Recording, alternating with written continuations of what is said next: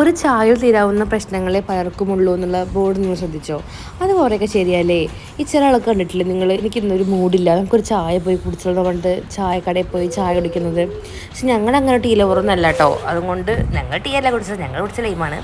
അപ്പോൾ നമ്മളിന്ന് വന്നിട്ടുള്ളത് ശ്രീകൃഷ്ണപുരം ബാപ്പുച്ചി പാർക്കിൻ്റെ അടുത്തുള്ള ചായയും കടി എന്നുള്ള പറഞ്ഞിട്ടുള്ള ഒരു സ്പോട്ടിലേക്ക് കേട്ടോ. നല്ല രസമുണ്ടായിരുന്നു. ഞങ്ങൾ ചെന്നപ്പോഴേക്കും ഒരു 8 മണി 8:30 ആയിട്ടുണ്ടായിരുന്നു. അപ്പോൾ അതിൻ്റേതായിട്ടുള്ള ആംബിയൻസും കാര്യങ്ങളൊക്കെ ഉണ്ടായിരുന്നു കേട്ടോ. നല്ല തിരക്കുണ്ട് കേട്ടോ. 8:30 ആയതുകൊണ്ട് കാര്യമില്ല, പാർക്കിൽ നിന്ന് കുട്ടികളൊന്നും ഇനി ഇറങ്ങിയിട്ടില്ല.